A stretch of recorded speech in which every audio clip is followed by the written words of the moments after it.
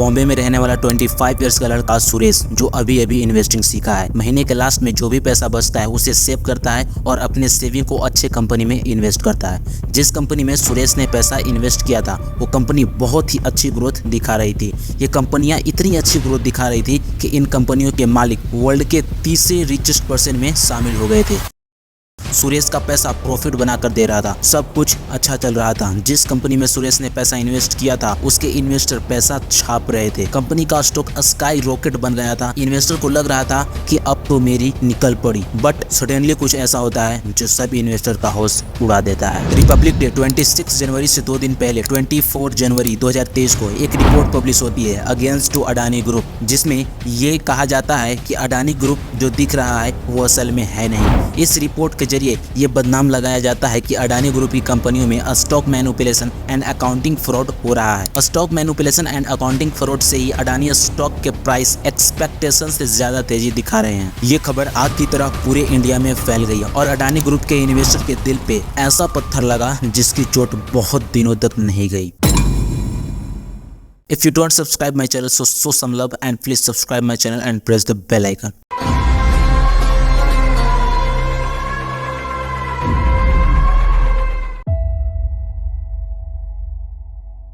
इस रिपोर्ट के आते ही अडानी ग्रुप की कंपनियों का स्टॉक ग्रीन से रेड हो गया। स्टॉक में लगातार लोअर सर्किट लगने लगा। स्टॉक मार्केट में लोअर सर्किट लगने का मतलब है आप चाहकर भी अपने स्टॉक को नहीं सेल कर सकते। लोअर सर्किट में सभी इन्वेस्टर स्टॉक को सेल कर रहे होते हैं, कोई बायर्स नहीं होता, जिसके वजह से कोई भी स्टॉक सेल नहीं होता है। वेल, अभी तक तो आप जान ही गए होंगे कि वो रिपोर्ट कौन सी थी। वो रिपोर्ट थी हिंडनबर्ग का रिपोर्ट। इस हिंडनबर्ग की रिपोर्ट आने के बाद रातों रात गौतम अडानी, जो वर्ल्ड के 3 रिचेस्ट पर्सन में शामिल थे, वर्ल्ड के 24वें नंबर पर शामिल हो गए। हिंडनबर्ग की रिपोर्ट ने अडानी को बहुत नुकसान पहुंचाया। इसी नुकसान से बाहर निकलने के लिए अडानी ने 90,000 करोड़ का प्लान बनाया है। इस प्लान के जरिए हुए नुकसान को कुछ कम करने की कोशिश करेंगे गौतम अडानी। तो क्या है 90,000 करोड़ का प्लान और अडानी कैसे हुए नुकसान को कम करेंगे, ये जानेंगे इस वीडियो में।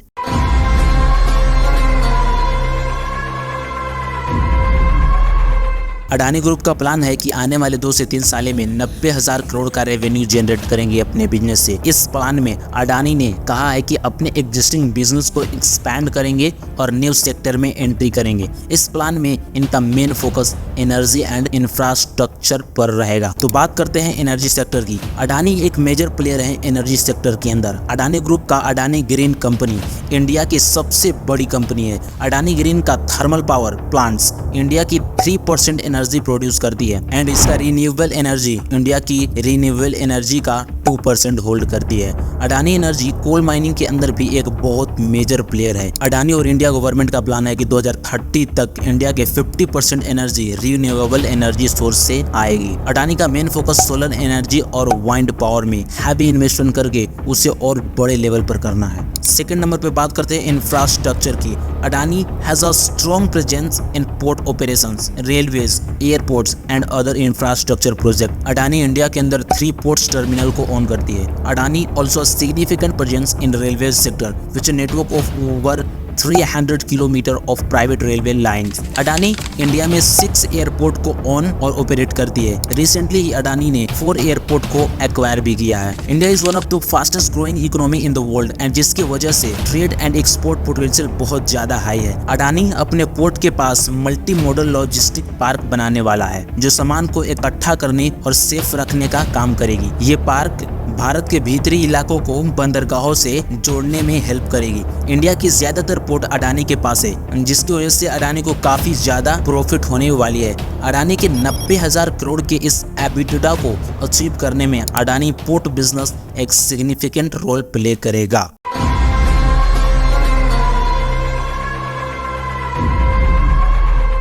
The third number is renewable natural gas and gas distribution. Adani is exploring opportunity in the RNG segment by converting organic waste into clean and usable gas. RNG का मतलब है रिन्यूएबल नेचुरल गैस। एक ऐसा biogas है जो organic waste कचड़े से produce होती है, लाइक खेती का कचड़ा, फूड्स का कचड़ा, जानवर का गोबर। It is a clean and renewable source of energy that can be used to power vehicle, generate electricity and heat home and business. Adani RNG segment के अंदर सबसे बड़ा प्लेयर है इंडिया के अंदर। So Adani looking to expand in RNG segment. The group plan to expand in city gas distribution network because India में natural gas की demand बढ़ती ही जा रही है। Natural gas more clean and more efficient fuel है rather than other fuels like coal and oil. India natural gas के अंदर दुनिया की फास्टेस्ट ग्रोइंग मार्केट है जिस पे एक अच्छा खासा कब्जा अडानी का है। अडानी इस प्लान में नेचुरल गैस को मोर सिटीज के अंदर एक्सपैंड करने वाले हैं। The next, mining and minerals. Adani is involving mining activities primarily in coal and other minerals. The company has a strong portfolio of coal mines in India, Indonesia and Australia. It's also mine iron, copper and other minerals. Company India के अंदर कई mines को own करती है। अडानी का M है कि mining को और एक्सपैंड किया जाए जिससे इंडिया के इकोनॉमिक डेवलपमेंट में हेल्प हो सके। Adani also exploring the possibility of mining other minerals such as iron and copper. The company has a target of producing 100 million tons of coal per year by 2030. Wow, it's a very big goal that Adani set in their mind. Coal is a major source of energy in India and Adani's coal mining project अबेटा target को achieve करने में significant role play करेगा। And the next, global expansion. Adani अपने आप को globally establish करने के लिए ऑलरेडी इंटरनेशनल प्रोजेक्ट में इन्वेस्टमेंट कर चुका है like a port in Australia, a logistic hub in Bangladesh, renewable project in Myanmar, a solar power plant in South Africa. The group is targeting an investment of $50 billion in international project over the next 5 years. And the next, job opportunity and economic development. Adani का ये ambitious goal that expand infrastructure, energy and mining business जिसकी वजह से बहुत सारे job opportunity create होगी India and around the world. This jobs will be created in a variety sector including construction, manufacturing, operations and maintenance. अगर अडानी इस 90,000 करोड़ गोल को achieve करने में सफल होती है तो इंडिया की इकोनॉमी को ये काफ़ी अच्छा बूस्ट मिलेगा, देश से अच्छे खासे से कम्पीट करने में मदद मिलेगी। सो अगर आप अभी तक यहाँ तक रुके हो तो please subscribe my channel and press the bell icon and I see you in the next video. Till the time, bye bye.